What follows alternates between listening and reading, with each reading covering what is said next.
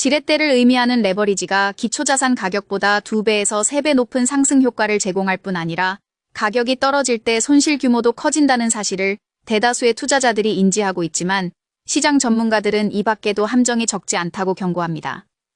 개미들이 생각하지 못하는 단일 종목 레버리지, ETF의 구조적 함정 중 하나는 일간 리셋입니다. 상품이 특정 기간이 아니라 일간 변동폭을 추종한다는 얘기입니다. 왜 문제일까요?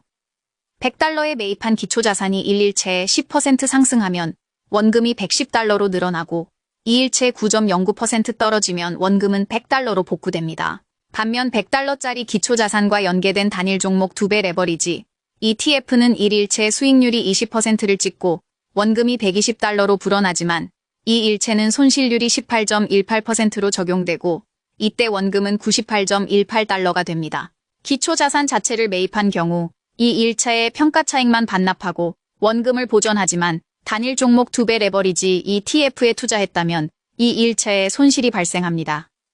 일간 등락에 N배를 적용하기 때문에 시간이 흐를수록 기초자산과 레버리지 상품 간의 괴리가 벌어지게 된다고 시장 전문가들은 설명합니다. 기초자산 주가가 상승과 하락을 거치며 원금 수준으로 복귀해도 2배 또는 3배 레버리지, ETF 투자자의 계좌는 복구되지 않는 현상을 월간은 수익률 착시 또는 괴리라고 부릅니다. 이 같은 메커니즘에서 나오는 구조적 리스크가 다름 아닌 음의 복리 효과입니다. 변동성이 높을수록, 즉 상승과 하락의 반복이 길어질수록 자산 가치가 점진적으로 침식되는 현상입니다.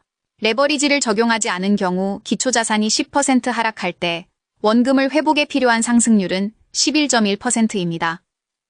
30% 떨어졌을 때 원금을 복구하려면 기초자산이 42.9% 올라야 하고 50% 하락해 반토막이 났을 때 원금 복구에 필요한 상승률은 100%입니다. 그렇다면 2배 레버리지를 적용하는 ETF는 어떨까요? 기초자산이 100달러에서 1일체에 25% 하락해 75달러로 떨어진 경우 2배 레버리지 상품의 원금은 낙폭이 50%로 적용되기 때문에 50달러로 줄어듭니다. 2일차에 기초자산이 33.3% 상승하면 원금 100달러를 회복할 수 있지만 2배 레버리지, ETF의 경우 상승률 66.6%를 적용하면 원금이 83.3달러로 상승하는 데 그칩니다. 원금을 기준으로 여전히 16.7% 손실을 보게 되는 셈입니다. 시장 전문가들은 이를 음의 복리라고 일컫습니다. 기초자산 가격이 상승할 때뿐만 아니라 떨어질 때도 복리라는 마술이 작동하고 이 때문에 2배 혹은 3배 레버리지를 적용하는 상품의 경우 폭락을 한두 번만 맞아도 원금 회복이 사실상 불가능한 수익률의 비대칭적 수렁에 빠질 수 있다는 지적입니다. 월가는 같은 레버리지를 적용하더라도 지수형 ETF에 비해 단일 종목, ETF의 잠재 리스크가 더 크다고 강조합니다. S&P 500 지수나 빅테크로 구성된 나스닥 100 지수조차도 여러 종목의 분산 효과에 따라 일간 변동성이 상당 부분 통제되는 반면 테슬라나 팔란티어 등 개별 종목의 경우 실적 발표나 정책 변수 등 다양한 요인으로 인해 지수보다 상대적으로 크게 흔들리게 마련입니다. 레버리지 ETF는 변동성이 극대화될수록 음의 복리가 가속화되는 경향을 보입니다. 운용 과정에 숨겨진 추가 비용도 단일 종목 레버리지 ETF의 함정이라고 시장 전문가들은 말합니다. 운용사는 일간 기준으로 목표 레버리지 비율을 맞추기 위해 장 막판에 포트폴리오 재조정을 실시하는데 이때 스왑 계약을 포함해 리밸런싱 비용이 발생한다는 얘기입니다. 투자자들이 흔히 오해하는 부분은 리밸런싱 비용이 운용 보수에 모두 포함되어 있다는 생각입니다.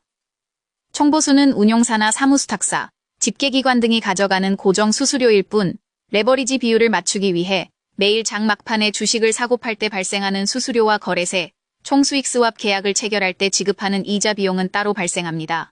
투자 설명서에 공시된 총보수율에 주식 매매를 포함한 거래 비용과 스왑 이자 비용을 합산한 값이 실제 총비용이라는 얘기입니다.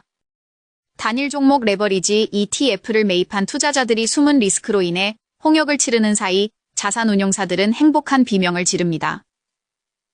음의 복리와 숨은 비용의 개미들의 계좌가 녹아내리는 반면 운용사들은 거래량과 순자산 가치에 비례해서 꼬박꼬박 운용 보수를 챙겨가는 구조이기 때문입니다. 주가가 폭락해도 운용사는 웃는 이유는 개미들과 입장이 전혀 다르다는 데 있습니다.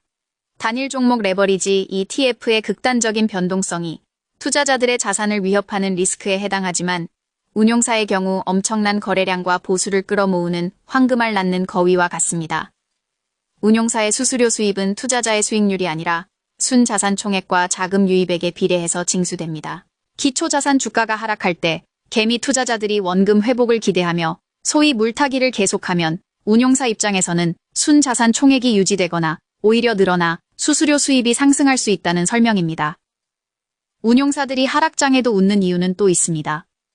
변동성이 부르는 거래량 유발 효과가 업계에 훈풍을 냅니다. 단일 종목 레버리지는 일간 변동폭이 크기 때문에 소위 단타 또는 데이 트레이더들이 몰리게 마련입니다. 거래량이 폭발할수록 운용사의 존재감이 커지고 자금 유입이 지속되는 일종의 선순환이 발생한다는 설명입니다. 변동성이 레버리지 ETF를 매입한 투자자에게 악순환이 되는 반면 운용사에게는 노다지를 캘 수 있는 기회를 제공하는 셈입니다. 자산운용 업계가 단일 종목 레버리지 ETF 출시에 경쟁적으로 뛰어들면서 화제성 마케팅과 폭탄 돌리기식의 유행을 부추기는 데는 절대적으로 유리한 고수익 메커니즘이 자리 잡고 있습니다. 스왑 계약으로 투자은행에 지급해야 하는 이자 비용이나 스왑 수수료는 운용사의 자체 비용이나 이익에서 차감되는 것이 아니라 ETF의 순자산 가치에서 차감하는 구조이기 때문에 스왑 비용이 아무리 높거나 금리가 뛰어도 운용사는 손해를 볼 위험이 없습니다. 사실상 리스크 제로 구조라는 얘기입니다. 개미 투자자들이 대규모 손실을 보는 사례가 속출하자 감독 당국이 공식적인 경고와 상품 심사 강화 등 적극적인 대처에 나서는 움직임입니다.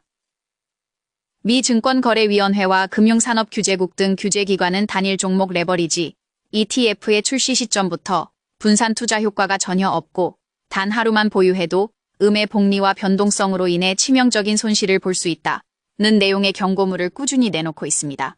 특히 찰스 슈왑을 포함해 주요 온라인 증권사들은 해당 상품을 매매하려는 고객에게 파생상품 거래에 준하는 별도의 위험 고지 동의서를 작성하게 하거나 사전 퀴즈 및 승인 절차를 거치도록 유도하고 있습니다. 보도에 따르면 증권거래위원회는 2배를 초과하는 고배율 단일 종목 레버리지 및 인버스 ETF의 신규 상장 심사를 사실상 유보하거나 매우 까다롭게 통제하고 나섰습니다. 시장에 극단적인 상품이 과도하게 난립하는 상황에 브레이크를 걸겠다는 의도로 풀이됩니다.